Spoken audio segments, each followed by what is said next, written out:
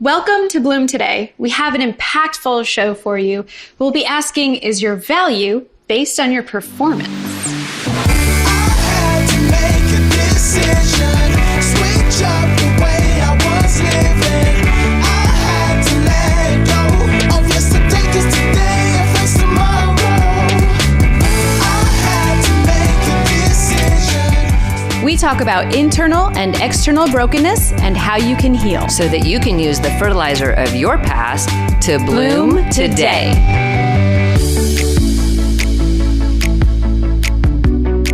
Welcome, everybody. We're so excited to be talking about performance. Performance. Under the big lights. Yay! Except I thought that was just like in my life, just normal life. That's it. That's all it was. Just one big performance. Yes. All the world's a stage. Yes. You ever take off the mask and relax? I did not take off the mask because that was my persona. It was actually like the only safe thing to have out there, like this facade that was a mask that was needing to do everything perfectly. And I told you before, I never did anything wrong until I had my excuses and my exit strategy worked out first. Yeah. That sounds really, really, really exhausting. My brain didn't work that fast. There's no way I was going to be able to keep up with all that stuff. There was no way I could figure out all the ins and outs before I did anything.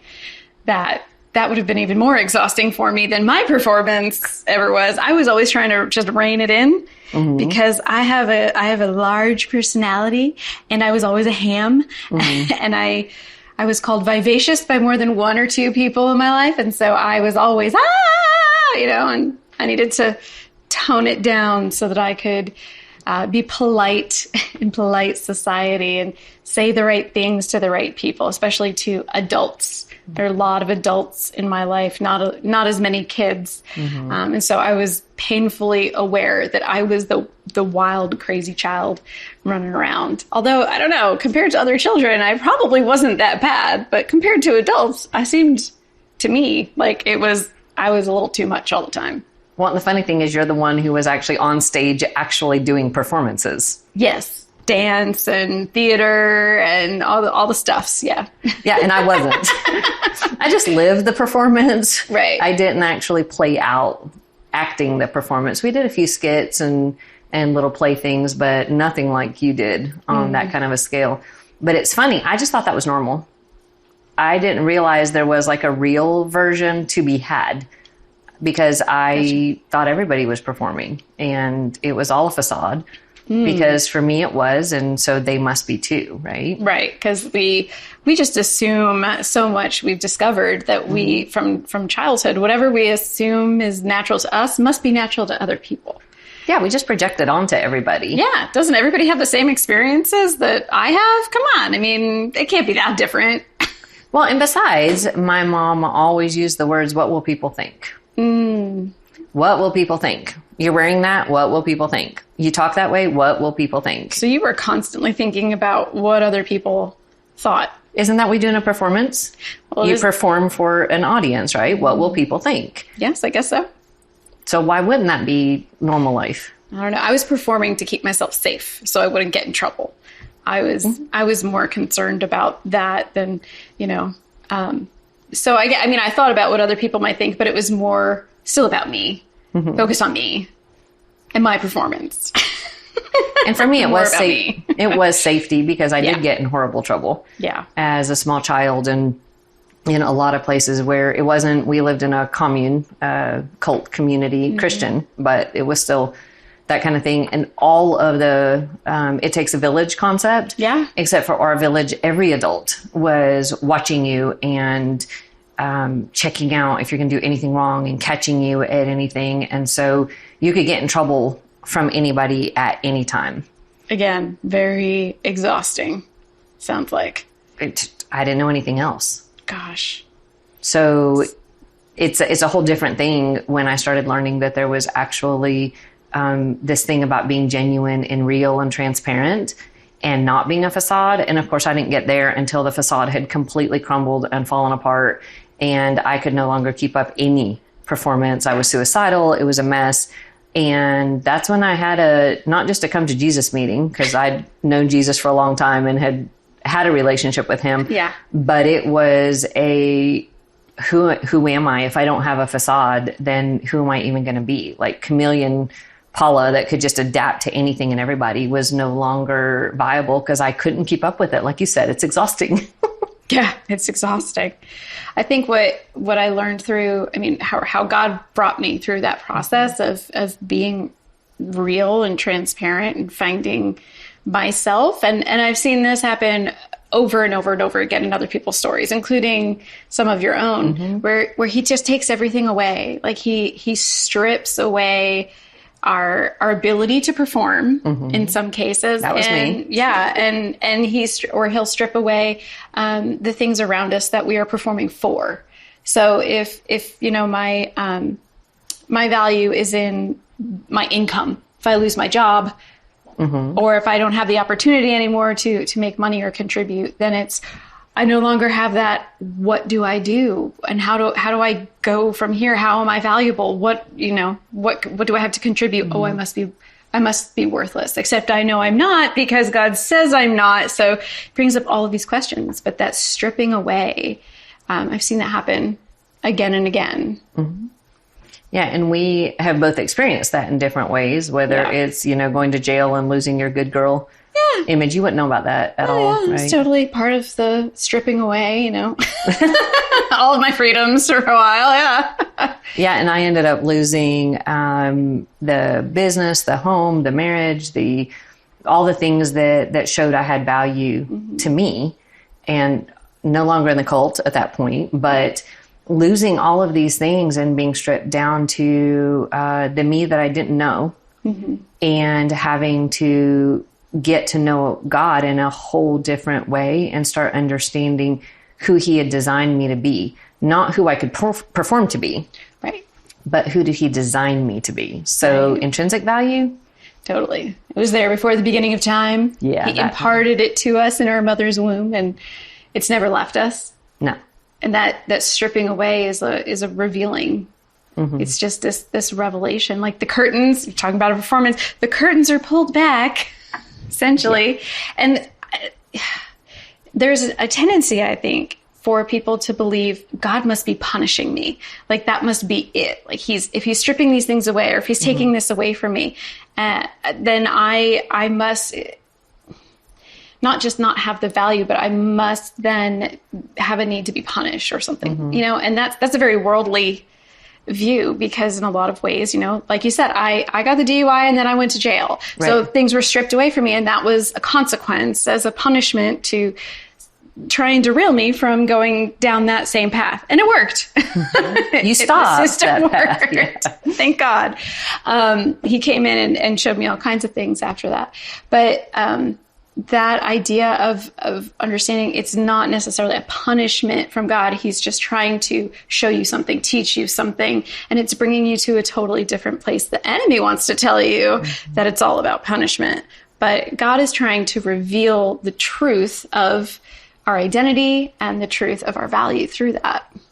Right. And intrinsic value, the concept of it for me was when I realized that if I were a vegetable in a bed in a hospital and had all these machines functioning for me, I would have no less value in God's eyes than if I am on television shows and writing books and doing these things that we do because God's asked us to, but where it isn't about the doing.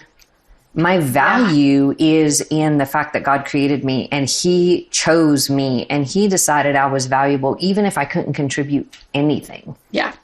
And if you couldn't lift a finger. Not at all. Yeah. That I had the same value. Yeah.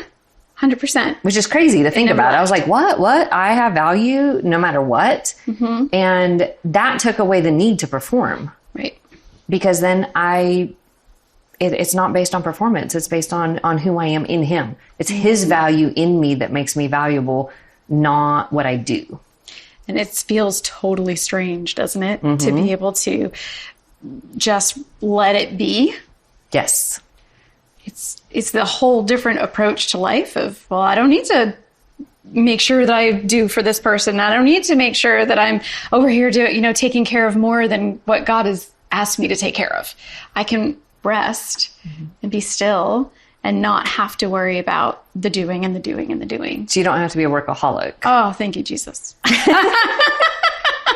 We've been doing a lot more episodes and a lot more books and a lot more everything. Yes, but we do have a guest that's going to help us discuss this a little more, right? We absolutely do. And Stephanie Winslow is an author and a speaker and a coach, and she has an amazing story of her own of performance versus her own identity. So stick with us. We'll be right back with Stephanie Winslow. Yay!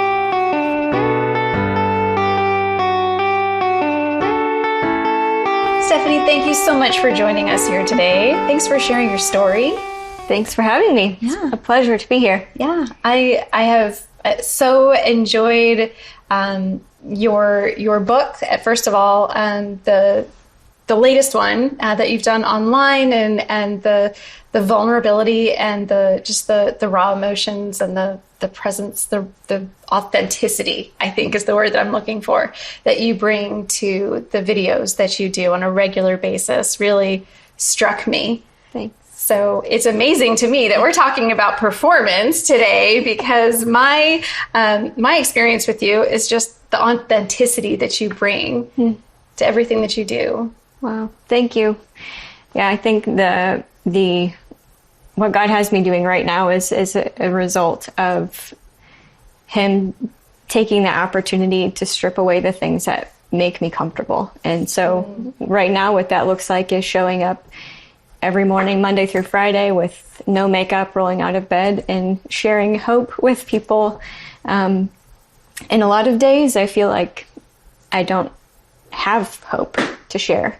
My cup feels empty. It's called Cup of Hope. And so when I show up in the mornings and I've got bedhead and,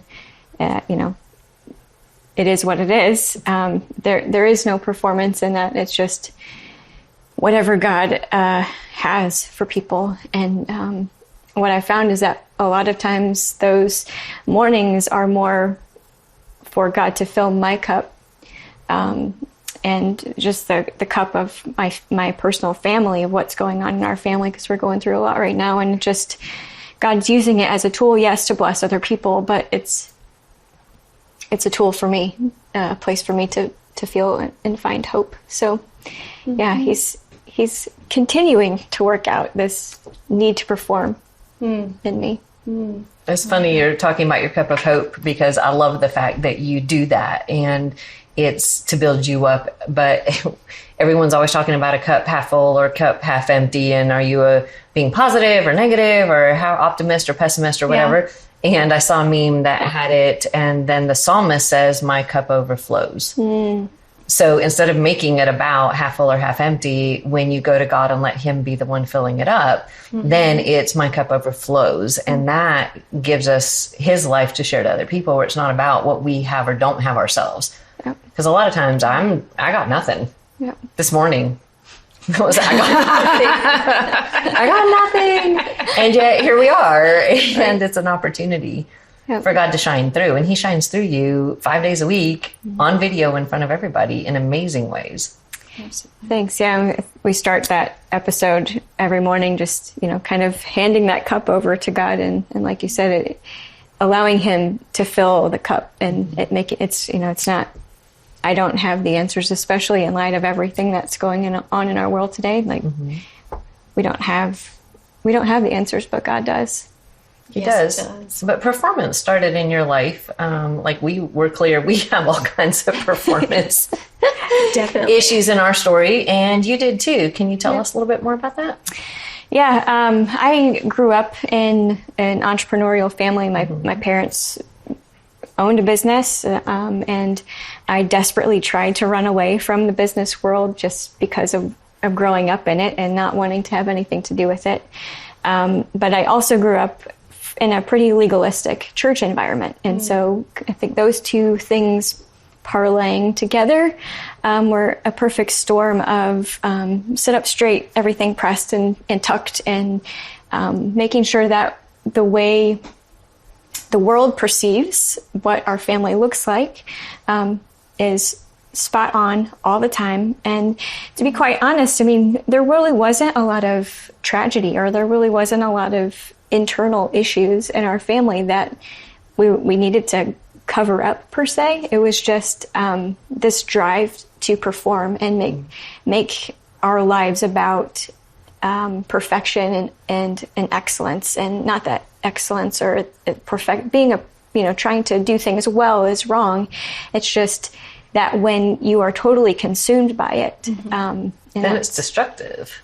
Absolutely, and it doesn't really leave any room for grace, and that's where I ended up feeling, was like I sort of suffocated under this idea of there's a total absence of grace here, and I didn't feel like I could make a mistake, or I didn't know what would happen if I made a mistake. Was there fear involved for you as far as what might happen if there's? Yep. I mean, we don't always identify what that thing is that might happen, but we can certainly operate under fear sometimes because we're just not sure. Sometimes unknown is worse.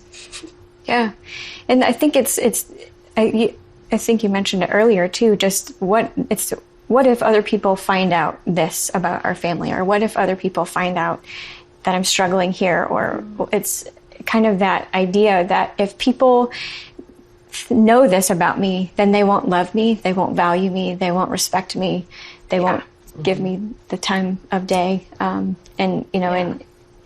so that is difficult when you're trying to live life, and we all make mistakes, and then as things come up in life, like addiction, like just illness or whatever it is, and you things that you can't hide from the world, they become obvious. That starts to break down. Yeah. So how did it break down for you? I mean, because it came to crashing, or it eventually breaks down. Can you share about that?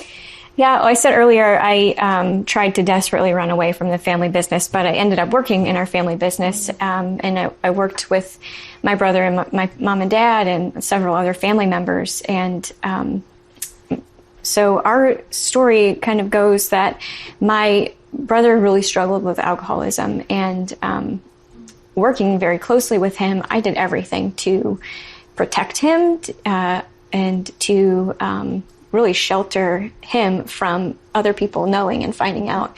So From consequences. Right, As we're absolutely. codependent, we do that for Yes. people we love when we're codependent. Yes, and I was very much that. And so I wanted him to not fail, and I wanted him to look good And be safe. Look good, absolutely. And to keep up. Can we just be normal? Like I wanted life to just be normal, but it wasn't, and it was more and more spiraling out of control. So I got to a point where I was working so many hours trying to bury the fact that I had this big pink elephant over here in my family that I couldn't fix or control, and I started using my performance at work, in business, and in my job, and placing all of my identity, all of my value, everything that I was living for and working for, my paycheck and my title, all in that to cover up this thing that I couldn't resolve, and was so frustrated that I couldn't fix or resolve, because to me it seemed like it was such an easy thing. Well, come on, you can. just don't drink. Like it seems that easy to the person who's on the outside, right? Right. It's just another performance thing. Just keep performing. Keep performing. Exactly. So did you hit burnout?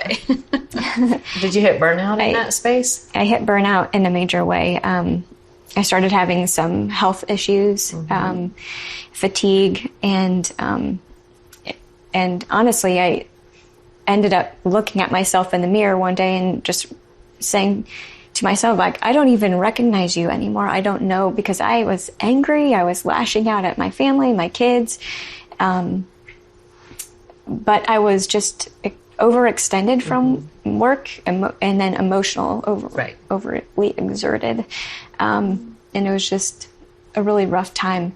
And so at when I was had that moment in the mirror encounter, I just fell on my face before God and said, I can't do this anymore. Like, I don't want to do this anymore. I can't work these hours. I don't want performance. I don't want this to be my life. And I give up on trying to fix him because I just can't. I can't do it anymore. Well, you could never do it to begin with. That's the illusion. That's the illusion of life. The fantasy. Right. I'm going to fix it, and we can't. Right. They have to choose, and we can't ever choose it for somebody else, ever.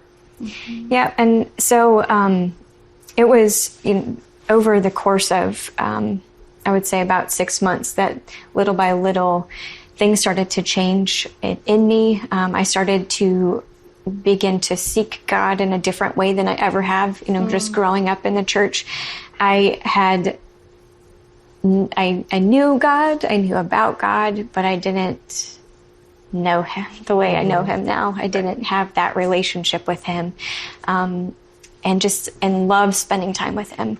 It was more of a check the box thing than an I want to be here and do this because I understand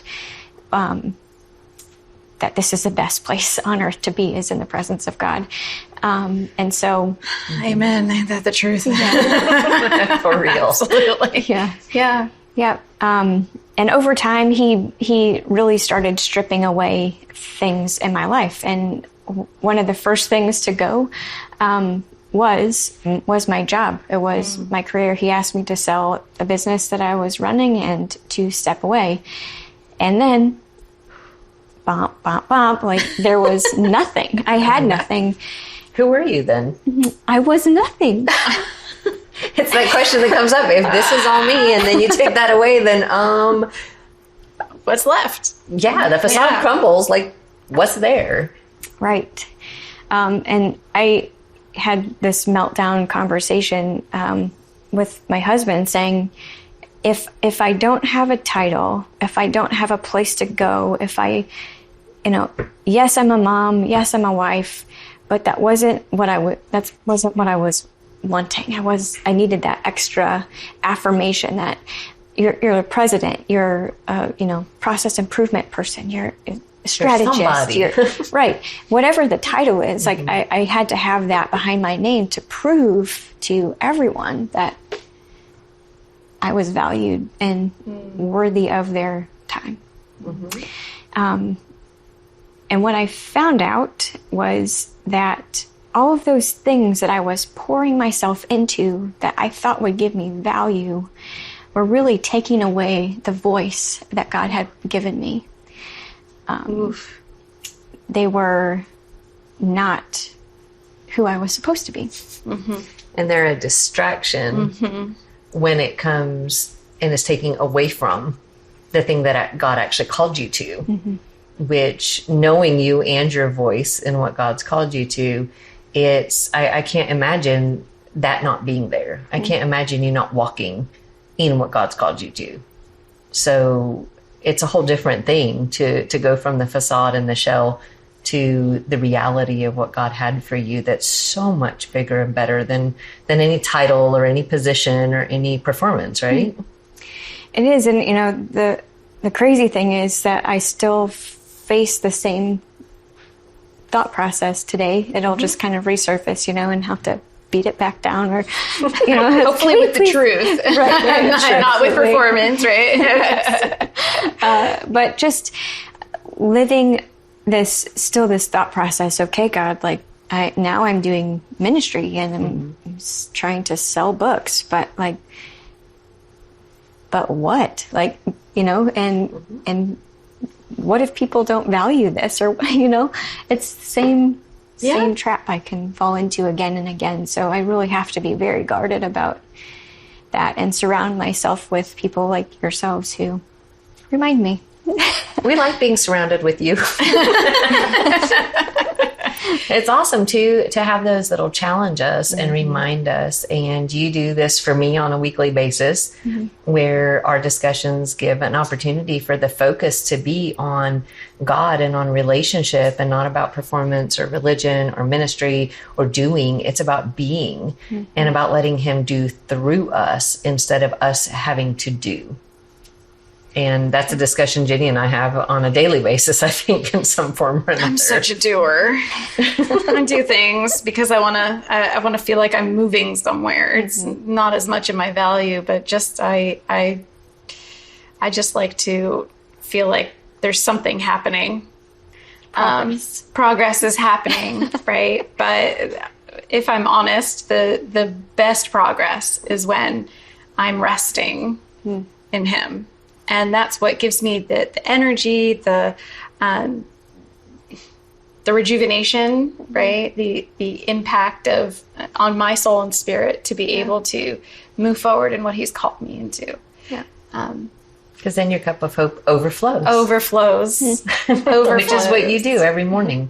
Yeah. When you go to God and have Him fill you in front of us on video and have that overflowing. Yeah. Like you're living this out. I know the struggle is real. It's real for us too.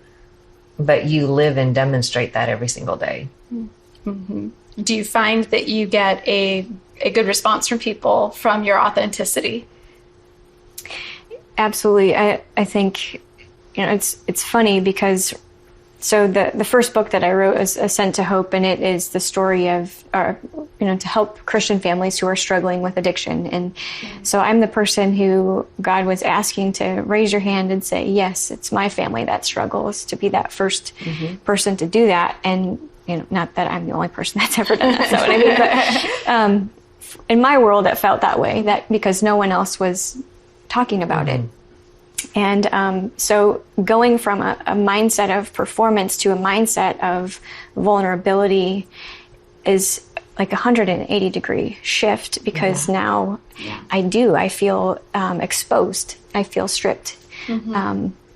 And it's beautiful because of how many more people I can relate to. Yeah. And it's walking through tragedy and walking through difficult seasons and circumstances, and not that I would ever wish that on anyone, but it's those moments that really God has used to help me be able to talk and be in relationship with people, as opposed to like this cardboard plastic person that isn't relatable at all. And that's what gives you, so much poignancy and impact here today. Is because of your vulnerability and your ability to just be authentic again with everyone here and this audience as well. So thank you so much for just sharing the fertilizer of your past so we can bloom today.